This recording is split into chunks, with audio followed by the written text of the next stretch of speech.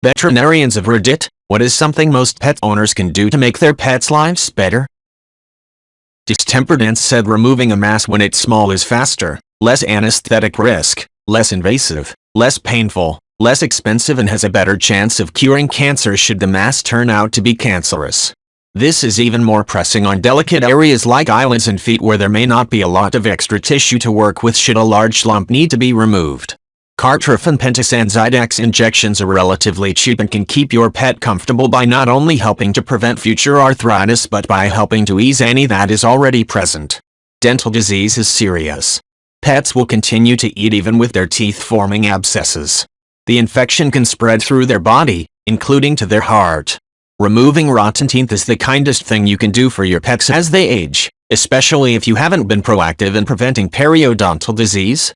They can still eat even with full mouth extractions, and will be so much happier. People often tell me how their pet seems younger again after their rotten teeth are extracted. Edit. To add, regular checkups are very important. At least annually. People often come in saying my dog is so healthy he hasn't been to a vet in years. After looking at the dog I can usually find a few major issues that should have been addressed years ago. Cloud Watcher said, I am a veterinarian. I'd like to see people focus not just on quantity but quality of their pet's life. The best thing you can do for that is just incorporate them into your life as much as possible. Pay attention to them. Love them. Lots of walks. Lots of games. You'd be surprised what they can learn. Play hide and go seek. Play fetch. Sit beside them when you watch TV. Pet them. Train and socialize them early and well so you won't avoid them because they're not well behaved. We're all so busy. It's so easy to make them an afterthought. You are their whole world, and unless you live on a big farm where they run free, you are their only outlet for activity and happiness. They get bored fast, just like we do. They can't wait for you to get home. They've missed you. Take them for a walk. Do a fun training or agility class with them if you'd like. For health, the biggest things are 1. Exercise. 2.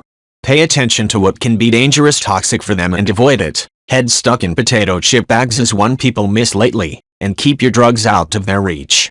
They're small and more easily affected. 3. Brush their teeth. Enjoy your pets. They love you. Nanamathualris said, we had a lab named Pebbles who was about 2 when my younger sister was born. She immediately connected with my sister and ended up being her dog, despite previously being attached to her mom. There was a large gap, 15 plus years, between me and the younger sister, and I would play with her, but was usually at school or work during the day. My sister ended up teaching her how to play hide and seek, her favorite game as a little one. It was the cutest thing I've ever seen. Pets can do way more than people think if you spend the time with them. Oscar the Posker said, we used to play hide and seek with our dogs. Lupa had learned how to point out or search for Panda because Panda liked to hide in the bushes. So, my sister started leashing Panda, because she'd run away otherwise, and hiding behind something while the other put a hand over Lupa's eyes and counted to 10. Then Lupa was told to look for Panda and she'd go off searching. The first time Lupa was confused, but eventually she loved the game and Panda got all of the attention from the person hiding with her, so that was awesome too.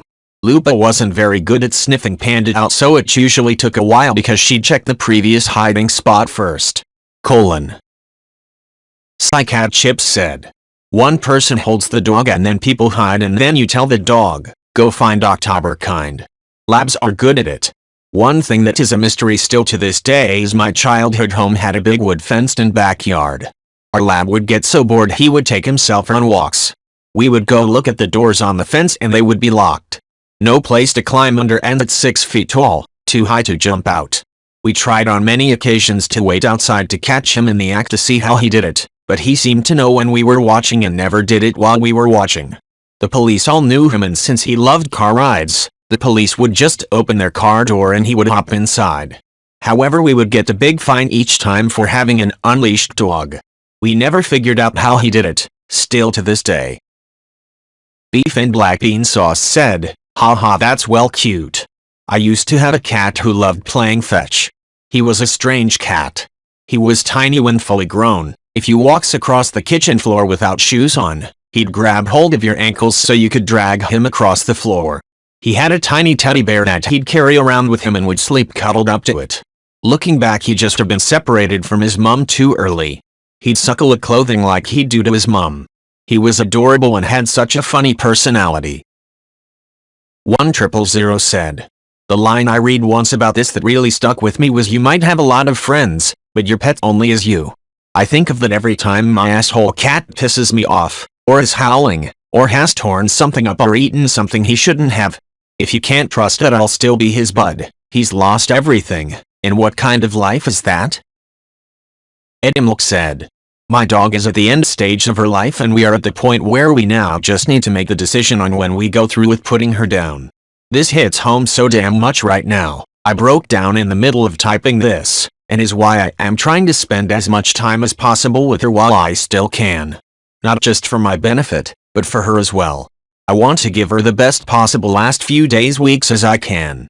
With our old dog, it came out of nowhere, and the one thing I regret was not spending as much time with her as possible in the last year or so of her life due to school and work. I am determined to not make that mistake with this one. Flashy Jelly said. For me, my cats aren't allowed up on my bed because they don't settle in for the night.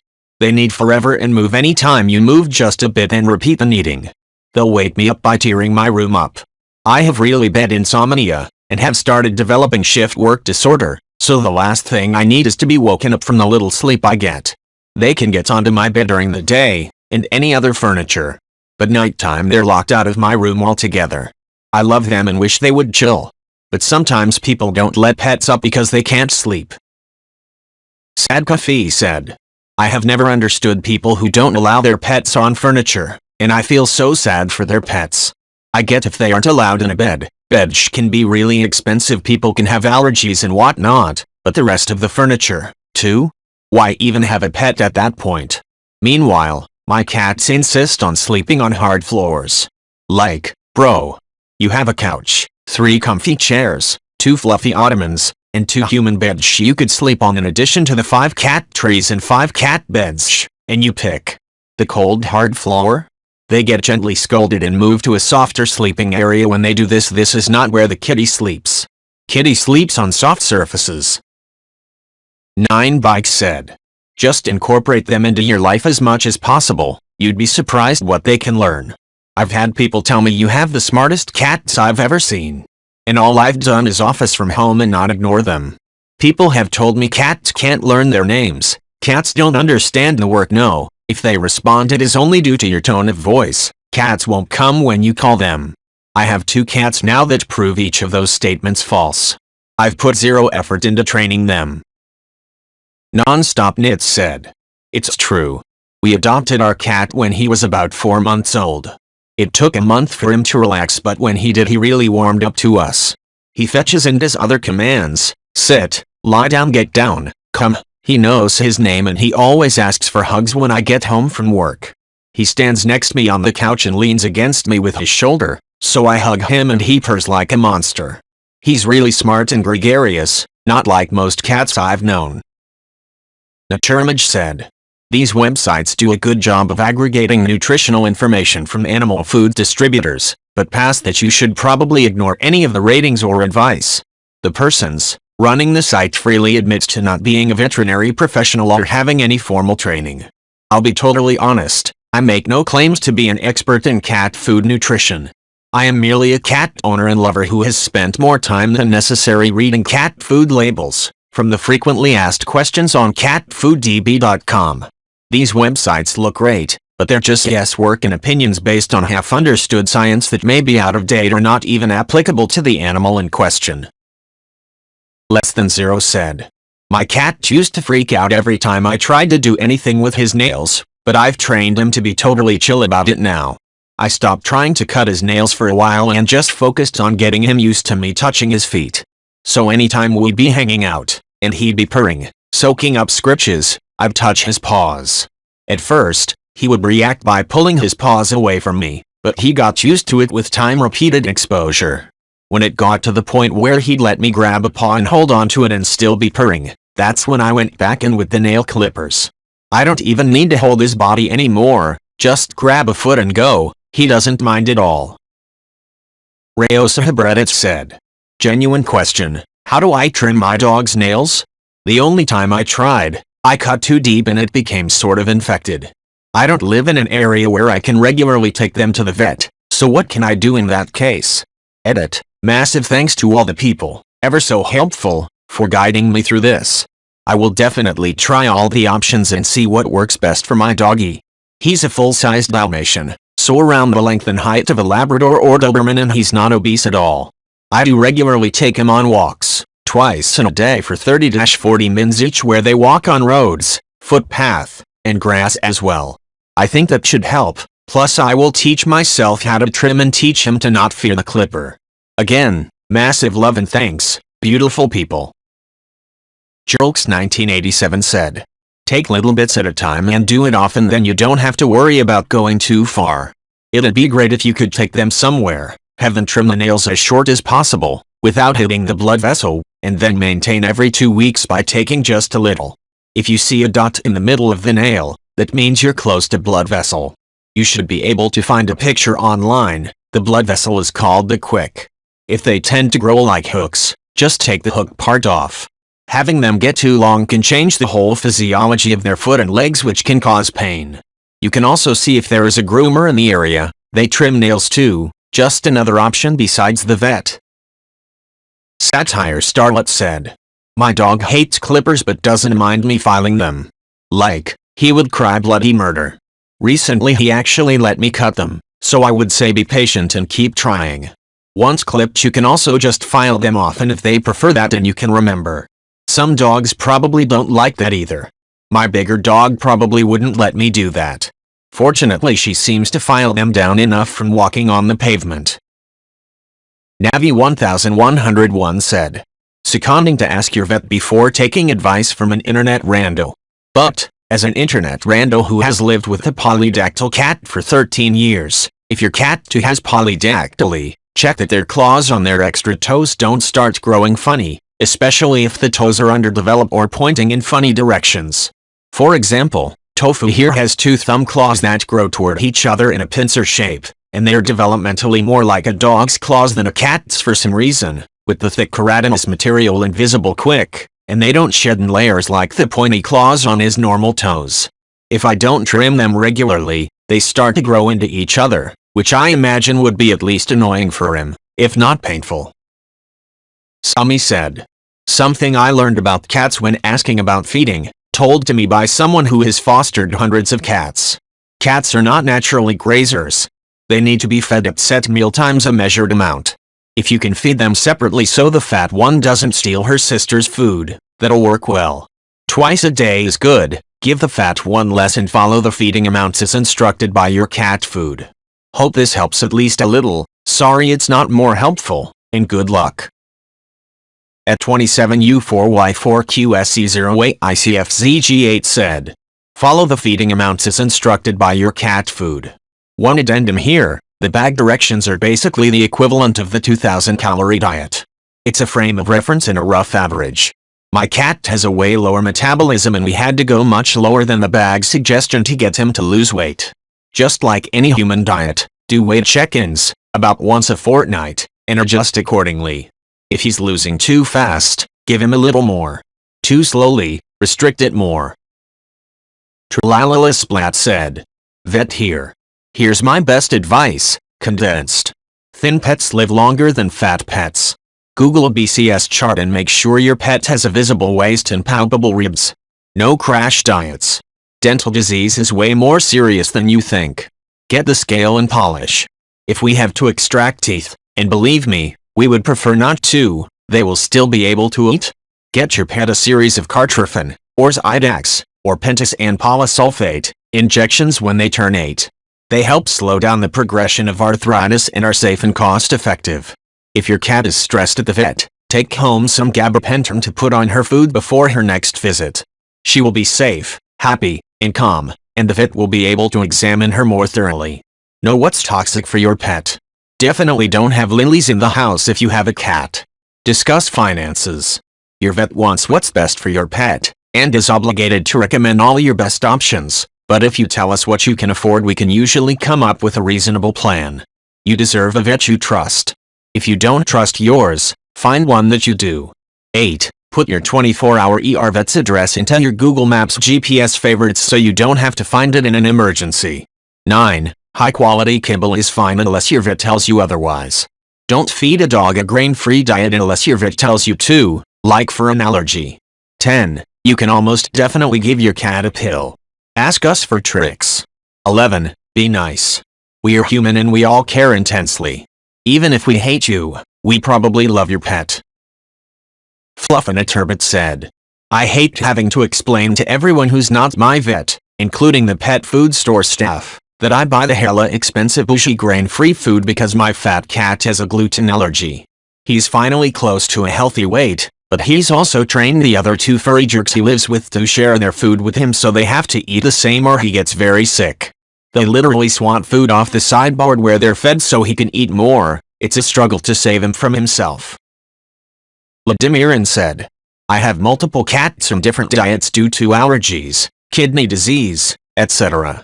I bought some SureFeed pet feeders that use the cat's microchip, or a tag on a collar, that allows the feeder to open.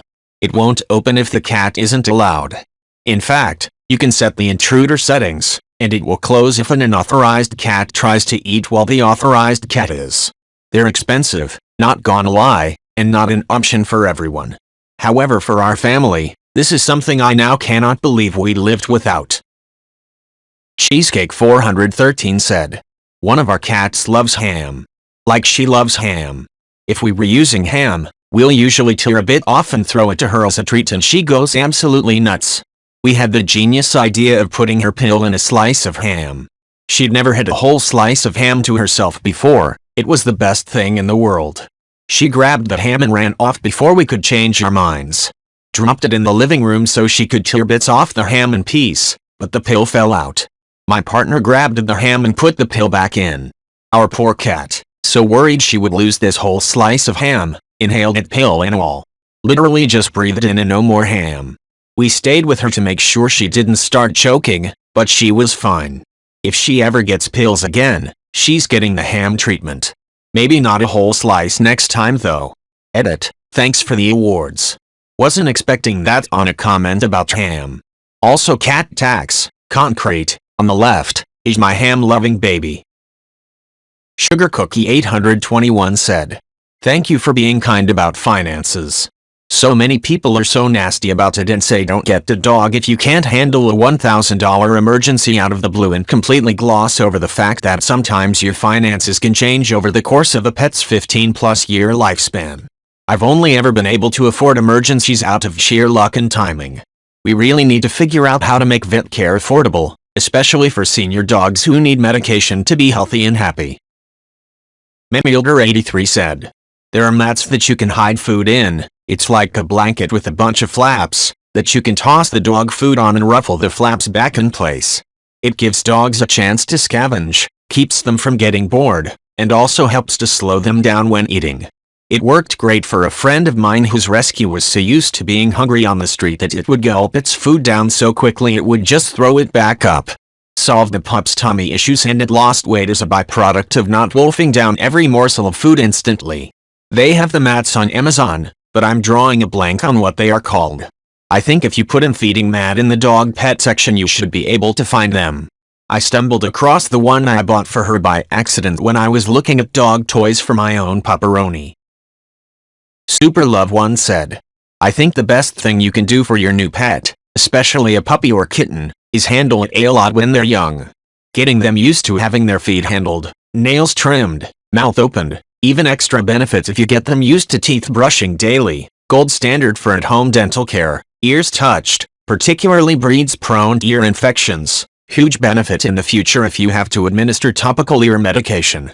Restraint is also a big thing. I always tell my clients to practice restraint with their animals. That wriggly puppy that is cute when it nips when you hold it still grows up into a large dog that can't be safely examined because it hasn't learned to be okay with restraint. Sharker said, this isn't about quality of life but quality at end of life. Make sure you're with your pet when they are put down. Chances are it's at a vet clinic the scariest place for the pet and people leave the room because they just can't bear to watch. What a sad way for your pet's life to end. Some vets will come to your home to euthanize your pet. Katie Anna 56 said. I had to put my dog down this January due to cancer and still feel terrible that I couldn't be in there with her the whole time because of COVID. They only let me and my brother, who was there to support me, come in right before they gave her the final injection. Really wish I could have gone into the clinic and stayed with her the whole time while they were getting her ready. I felt so bad because my mom was helping me take care of her and get her to the vet, because I didn't have the money for vet bills at the time. With my mom 2 hours away and me working retail and rarely having consecutive days off to go see her like 4 days in over 2 months. Damn it, I'm sobbing again. Queen of Chloe said. I took my rat in to be euthanized at a 24-hour clinic in college. He was very old and clearly dying. I didn't want to let him linger for however long. They wouldn't let me be with him for the injection. I hated it. They brought him back out to the lobby and it took several minutes to work. It was an awful experience and they were so cold about it.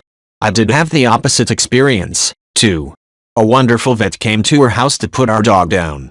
He was so kind, caring, and empathetic.